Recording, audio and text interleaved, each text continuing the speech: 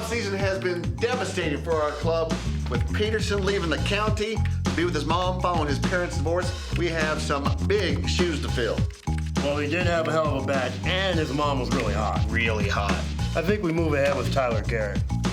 This kid has the look, Billy, all right? Now, I know some of you may remember him from his pixie stick addiction a couple of years ago. Kid has not tested positive for CNH in over 2 seasons, yeah? Garrett's gonna piss dirty, and you know it. We want Silva.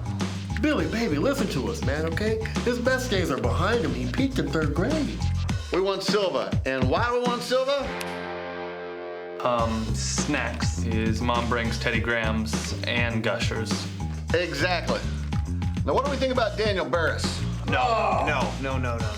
He's 11 years old, and he has a birthday next week, which makes him... 12. Oh, you've got to be kidding. Billy! Look, kid clearly has undiagnosed ADHD. Focus is always an issue, just like it is on the box score. And it starts right now. I don't know a lot about sports, but I can drink a lot of beer. My motto is simple. C's get degrees. Need a long, inappropriate hug? I'm your man. I think I'm smarter than you, because I probably am. Howard Collins for box score.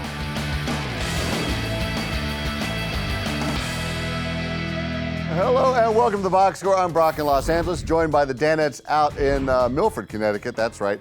Guys, looks like that Little League office has some tough decisions to make. Of course, if they had Philadelphia's Little League rising star, Monet Davis, it'd be an easy one. And of course, it was easy enough for McLovin to hop on the bandwagon today. I don't even know the team she plays for. What's the name of the team she plays? Do we even know? All we know is Monet Davis. Yeah, no, she's the pride of Philadelphia. She's our representative in the Little League World Series. Our. This is the biggest Philadelphia sports story in a long time. We have so much pride in her. McLovin tried to pull the move last week when she just started getting popular. Oh, yeah, I've been, people back home have been telling me about this Monet Davis kid. Like, he had feelers out there. I've been scouting her since she was 9, Mike. Yeah. This is a classic McLovin. One thing I like about McLovin is when there's a sneaky story, he'll jump on it. But then if a team does really well, he'll distance himself to be cool. Like, if the 76ers, now he's on their bandwagon, but when they get good, he's like, nah. Oh. You know, you like to get off bandwagon. I love what the Sixers are doing, tanking for the future. Oh, they're the best right now. I have no interest in a team that is good. Probably nailed it, because I like to be the contrarian. I don't know, for some reason though, Monet Davis seems like a real mainstream story for me to jump on, but I find it exciting, and I'll probably forget completely about her in a month. McLovin, right now it's the biggest thing in my life. It would have been a great, thing in my life. gutsy move for you, McLovin, to say, actually, no, you're rooting against her. You hope she gets pinballed all over the stadium tonight. Because that's a tough one, though, nationally to do, that you're rooting against a young lady who's she's due to get rocked. Is there any Danette that's mean enough to actually root against Monet Davis? Is there anybody who in this room who would maybe like to see her get torched just for the irony? Princey, if your son was facing her, who'd be rooting for? I would be rooting for Jordan, but honestly, I do think it's a great story. If there wasn't a World Series on the line other than Jordan, I'd love to see her just strike out the rest of Jordan's lineup. Do you think he could get a hit off her? No. He cannot. He may bunt and foul tip one, but ultimately, sorry, Jordan, you will go down. Hopefully swinging and not looking at least. I could accept that. Could accept a swinging strikeout. Well, Monet's star is shining, and while it may fade away, we might forget her. One story that has come back to haunt Fritzy, the Super Bowl story, they made you relive that today. How are you feeling after having to recap the 48-3 drubbing? I did not like going down memory lane with this Seahawk Bronco. Just total embarrassment, losing by 35, especially with all the energy and enthusiasm I put into the whole season, rooting for them all the way through to end up getting right there, one step away from being champions and removing yourself from the whole. It's all about John Elway. To see someone other than Elway bring a ring and Terrell Davis to the Broncos, but it wasn't to be, and just brought back a lot of tears and very sad times. One step away. It's a pretty giant step. That's like a Neil Armstrong size step. One step. Based on what the Seahawks defense did to Denver, I didn't realize it was quite that giant a step. I really did believe that somehow Denver's offense was going to find a way to get one more point than Seattle's. But it's one of the things that I find most fascinating, actually, about Todd is his ability to remember every detail of a football game. where he'll go through the thing and he'll be like, and then they were up 15-0. Then all of a sudden, 31-yard field goal put them up 18-0. Then came back from the second half, 91-yard touchdown on her and put them up. And then they had the interception. They brought back 15 yards to go back up by 34-0.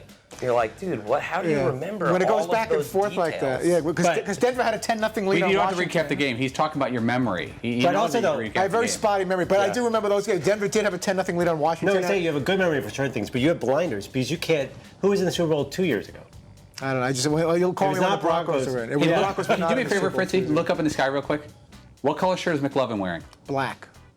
Gray. It's I'll give him that. I'll give him that. Charcoal gray. The fact that he was even in the ballpark is amazing. Salmon. What's the name of Andrew's youngest daughter? See, I'm not doing that. You saw her 3 hours ago. I know. She was here today. She's actually right there. Hey, what's up, Emma? What's going on, girl? Hey No, there. you're a cameraman. How's it going, girl? Janice. And McLovin's first car is? No, we won't put you to that. Should your beloved Broncos make it back to the Super Bowl, according to a story you guys covered today, the halftime act is actually going to have to go to the NFL and pay to play. Today, I think the NFL is getting flooded with offers from acts that would love to give up a piece of their post-Super Bowl tour revenue, Paulie. On behalf of Rush and Rush fans everywhere, I'll put up $1,000 for Rush to be the halftime act of the Super Bowl. Hey, I've been lobbying for KISS for years. This may be the ticket for KISS. This could be the year, actually. Just leaves a bad taste. It's like the idea of it's like a reverse selling out. So just like, but this time you're paying instead of collecting a bunch of money. But Fritzy, what if Daryl Hall and John Oates decided there's that an they were going to exception to launch a every- reunion tour? This is crazy. This whole story is infuriating. I can't even begin to wrap my mind around just how absurd and overreaching I think this story is. Why don't we just charge the two teams to play in it too? Because it's a great platform for them. Oh, you don't want to win a Super Bowl? If you want to win a Super Bowl and become a star, and you want to do it, how about you pay back some of all those millions we're giving you guys? It's just moronic. But it's market forces, you know. If they can get it, why not do it? What's to stop them? I just think it's greedy, and I feel bad for whatever singer or group agrees to do that.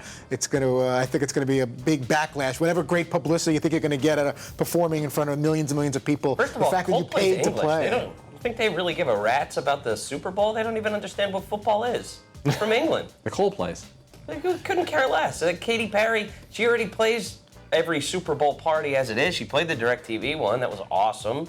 And then Rihanna, I don't know. You could probably find some struggling musician out there who's like, all right, my manager will put up $5 million for me to get 10 minutes Kylie of exposure. Minogue. But That being said, Seton, what if you and I and the guys here could broker a deal where big name acts had to pay to play the DirecTV Super Bowl party? Ooh. We could take in a few bucks and open up bidding process for it. I'm sure that money would go directly to us. Yes. Front offices have their ears peaked on that one. We heard about some of the choices you guys threw out for bands you wanted to play at the halftime. So we wanted to know who you got if you had to choose between two of your favorites. Fellas, the choice is yours. Let's start with Paulie. If you had to choose between, let's say, Rush and the Police playing the halftime, who do you got in that one? Oh, snap. Wow, you just went tight fastball on me. Oh my gosh. Oh man. Those are the first two concerts I ever saw within a year of each other. That's a doozy. I'm gonna say, they're Canadian when the other guys are British. I'm gonna go Rush. I gotta stick with them. They deserve the honor. I mean, that would just be so badass. That being said, if it went the other way, coin flip, and the Police came in there, a little yada mandata, that'd be fantastic. Maybe Sting plays Fields of Barley. To the back row, McLovin. No. You can go sailing with Christopher Cross or get classical with the Philadelphia Symphony Orchestra. Andrew, who do you got? It depends which season. Are we talking Ricardo Muti, mid-90s Philadelphia Orchestra? Are we talking... Logically. Depends on the... You're the best. It depends on which who's conducting that Ricardo day. Muti. And also, it depends what piece they're doing. I'm probably going to go with the orchestra. I actually have a great idea. I'd like that. There's a folk singer named The Tallest Man on Earth who's about 4'11" and he plays a real quiet guitar. I'd like if they did just like a little folksy set of 10 minutes with Like the Cat whole world Stevens? watching. Yeah, just like a really nice mellow. Like Christopher Cross could kind of play that. So I'm actually going to go with Christopher Cross. We need to mellow out at halftime, relax. None of this theatrics. I'm going to go with you a little bit too. I would like to see Dave Grohl and by himself with a guitar for 20 minutes. just leave him alone. Say, hey, dude, give me 20 minutes and do whatever you want. Because he could go from acoustic to hard metal in a second. So I mean, from an entertainment standpoint, give Dave Grohl $100,000 and say, give me 20 minutes. It's just a matter, if he can cough up the 15 mil, Roger Goodell wants to do that, and then, we can have it. Now it's not just the performer. You need the performer and 750 extras. So you can't have just Dave Grohl play the guitar and like 400 kids streaming the field. Remember Madonna had like an army of acrobats? People waving 3 flags songs? or colored paper. It's weird. Streams. I was supposed to be out there. Bad ankle. David Grohl, not one of your choices, Seton, but we do have 2 more. It's metal versus metal. You got the band who gave us the Wheel of Punishment theme, GWAR, against the Stat of the Day composers, Hatebreed. Seton, who do you got? Holy smokerinis. That's a tough one, especially GWAR, while they're carrying on without Odorous. It's not really the same. Last year, man, or was it 2 years ago? A couple of years ago, they actually had a really great petition to get GWAR to play the Super Bowl. And it did really well. It got a ton of exposure and a ton of people. Oh, boy. I'm going to have to say, I'm going to go with Jamie and Hatebreed and those guys. That would be pretty awesome because they're a little less theatrical and just more like in your face and brutal. So that would be such an odd culture clash. I'd really like to see that. The Hatebreeders. Oh. Hey, kids, gather around. It's Hatebreed. Okay, and finally, Fritzy, you're up. Make your choice. You've got your beloved Hall & Oates versus Public Enemy number 1. Who you got? Wow. Please pick one. You know what? I love me some Public Enemy, but I got to go Hall & Oates. Hall & Oates is still number 1. I even put Hall & Oates a little ahead of Run DMC. Maybe you could have Hall & Oates covering Public Enemy songs. That would be interesting. You're telling me you'd rather have Sarah Smiles over a Public Enemy? I don't know if I pick Sarah Smile. What's the song going to pick? Private Eyes? Private Eyes, Kiss on My List, You Make My Dreams, Family Man. I don't think a lot of the general public would agree with that choice. But for me, was a hero to most, but he never met. Can you imagine how? Some say I'm negative, but then I'm positive. Yo, Chuck, the media says this. No, you didn't pick him, though. Harry Allen, I gotta ask him. Yo, Harry, are we that type? Don't believe the hype. Don't believe the hype. It's a sequel. Yeah, I gotta go Hall & Oates though. Sorry. Yeah, boy. Yeah, boy. Coming up, is it a sport or now? We'll have the guys defend some of their favorite physical activities. Sports.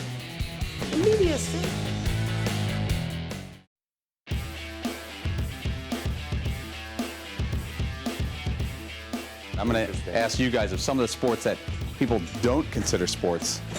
Croquet, is that a sport? Not a sport. Is not a sport. Oh, really? Why not? Well, You're all up on arms. half of me feels like that's a sport. Welcome back to the box score. In the cold open, Polly there showing a Deadspin poll that showed what Reddit readers consider a sport. It's time for you guys to defend your sports. Let's start with Polly. NASCAR, it looks like they need to repeat the 8th grade like many of its fans. It scored just under 60%. Stand up for your sport. Wow, easy shot at NASCAR fans being dumb. That's a layup drill. NASCAR is a sport. I mean, it's very physically taxing, more taxing than baseball. You need control, skill, stamina.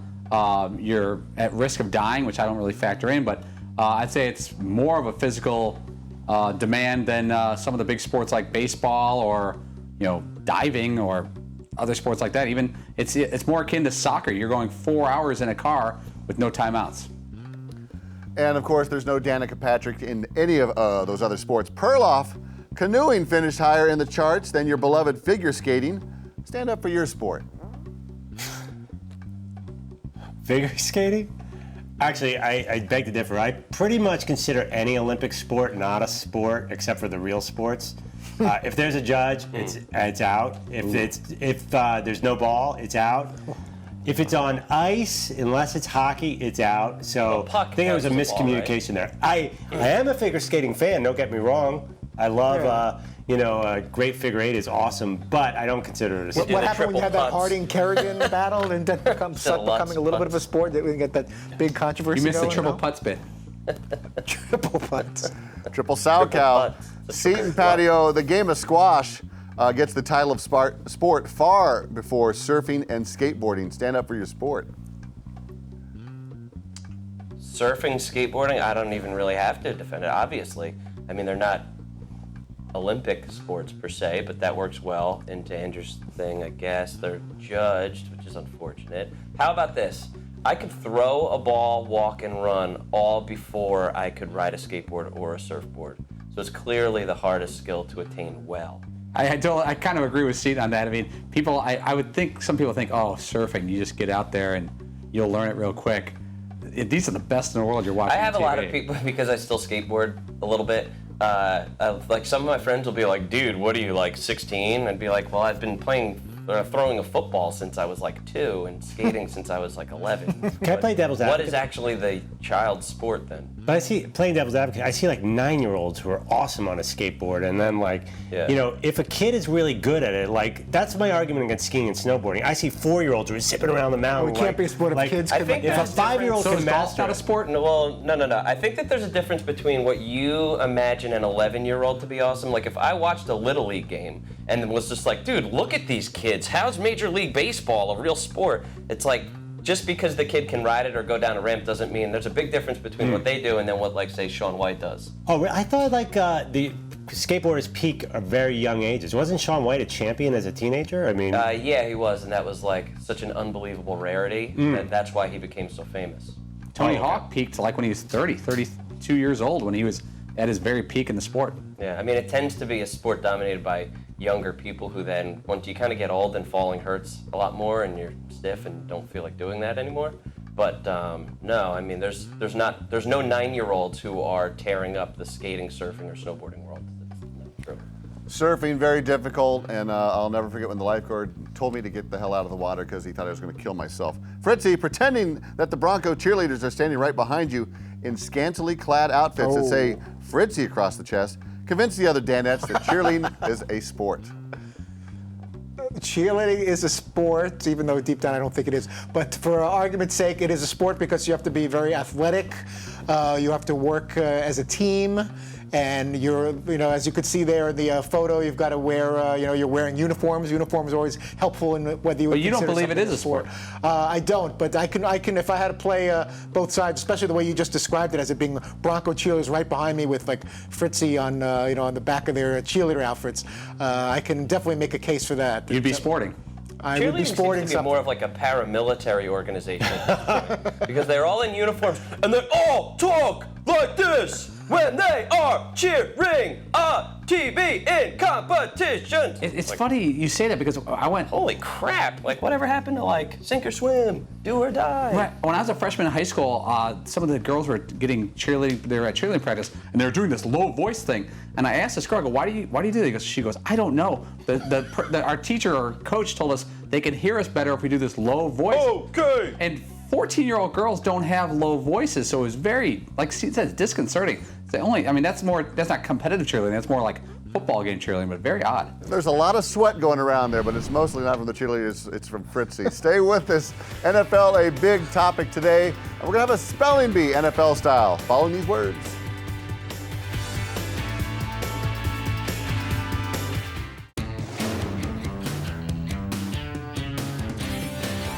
Welcome back to the Box Score with Florio in studio all week. We've been talking a lot of NFL, so we thought we'd put your skills to the test with another little spelling bee we call the Danette Spelling Bee. NFL style, of course. Cleverly titled. Who came up with that? Wow. You guys, huh? Hey, that's production for you. Let's start in the back row. Fritzy, the Broncos fan, can you spell the name of Peyton Manning's backup, Brock Osweiler? All right, B-R-O-C-K, much like our host, Brock, for the first name. Osweiler, I'm going to say O-S-W-E-I-L-E-R.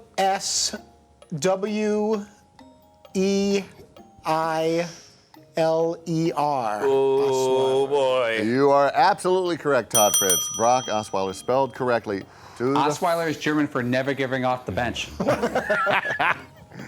And having a great Whatever porn happened to that stash. I before E nonsense? Except in neighbor and way. To the front row, Paulie, he's starting left tackle for your Chicago Bears. Can you give us the correct spelling of Jermon Bushrod? Bushrod. Probably not. B-U-S-H. R-O-D. B-U-S-H. R-O-D. Do you need the first Perfect. name as well? Yes, please. J-E-R-M-A-N-E. Bushrod. I'm sorry, the last name, Bushrod, spelled correctly. Germon is J-E-R-M-O-N. Bushrod spelled correctly. So he says. Back to the back row. He's spelling it wrong, not me. Yeah, it's an uncommon spelling. Back to the back row. We're sticking with the offensive line. McLovin, do you know how to spell Todd Harrimans? Todd Harrimans. T-O-D-D. Ooh. Crush that part. He's a 1D guy. He might be a 1D guy. R-R-E-M-A-N-S.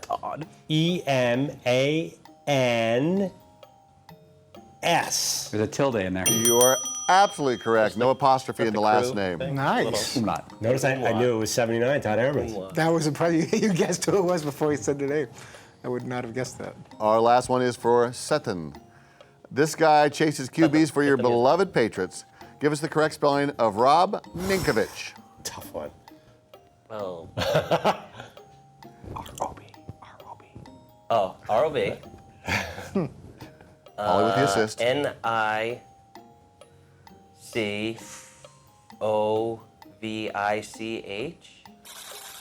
Ninkovich is incorrect. I'm sorry. It is the first name, absolutely correct, R-O-B, and last name is N-I-N-K-O-V-I-C-H.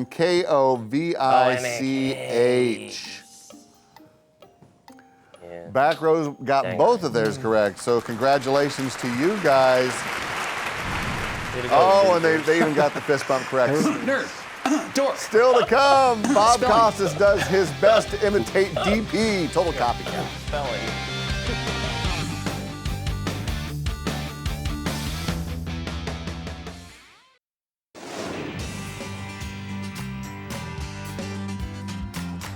Welcome back to the Box Score. Last call here at the Box Score Bar. Don't know if you guys saw it last night, but Bob Costas, legendary anchorman and sports Emmy hoarder, botched his first attempt at a first pitch in St. Louis, but asked for a do-over and got one. Paulie, if Dan were in today, would he have ripped Bob because DP got a do-over when he threw his first pitch at Wrigley? Well, I think he would not rip Bob for the exact reason. We were at Wrigley. I don't know if you had the video, but Dan went low. He kind of skipped it low, and then I think it's Carlos Marmol. He said, Carlos, I need a mulligan, my man. And Carlos was confused, but Dan took the ball back and took another throw, and he striped it. But I've never been comfortable with that. I always think you get one pitch, and if you don't pull it off, I mean, that's how it works. So both Bob and Dan don't want to be embarrassed, so they took round two, which I think is worse than missing the pitch. Was Dan saying he was setting up the batter with the first pitch? Was that what that was? Yeah, he said he was going a little low. You can't meant to do that. Yeah, he meant to do that. And I think Costas' first pitch there was looked a lot worse than it was. That was catchable. I know it was a little bit of a reach there, but it popped out of his glove. That was a classic. Bob tried to put a little too much sauce on it, and it went. Snuck by. That seemed like a big deal to Bob, that pitch. Like, you know, like when you threw it, it was like you acted like it was just a Tuesday in the park. I wish we had video of Fritzy out there throwing it. I wonder if we do have video of Fritzy throwing out that first pitch. Futuristic. Here he goes. He went out to the mound in Milwaukee, guns blazing, and then fired a rocket off those milky white legs. I'm just waving to anyone. I've never seen anyone that white in my life. I loved it. Got a hat on and the GoPro. I'm surprised security let you out there. You have no credentials, no sleeves, You would think it looks no like the style. police should have jumped me and put me in the back of the paddy wagon there. That I had no business being out there. That was a little Sorry scary. to you, man. I would have not in a million years. Paulie, had you had a couple of pops that day, you actually hugged Fritzy there. Well, I was very proud of him because he didn't know he was going out until moments before. We kind of designated him as our designated thrower. Yeah. So to go out there in front of a lot of people in a big stadium and just pretty much put it down the middle is it's hard to do. I think it's better to not think about it for days before and just have like 10 minutes to go out there. So he did well. He did very well. Might have been a little nipply that day. Fritzy, who is on tomorrow? The MMQB.com, Sports Illustrated's Peter King. I'm giving you all his titles. Also Football Night in America, NBC Boston Football Night in Resident. America, all that stuff. So that's what we're looking at so far tomorrow. And there'll be a preview, I believe, of the AFC West and NFC West as well. That doesn't count as a guest, but we do have that with Peter King so far for Thursday. Excellent. Thank you, guys, and thank you for watching The Box Score. Set your DVR or tune in weekdays at 3 p.m. Eastern, only on Audience Channel 239 right here on DirecTV. Cheers, Bradley. Adios. I don't know a lot about sports, but I can drink a lot of beer. My motto is simple: C's get degrees. Need a long, inappropriate hug? I'm your man. I think I'm smarter than you because I probably am. Hey, thanks for watching The Box Score. Holy cow!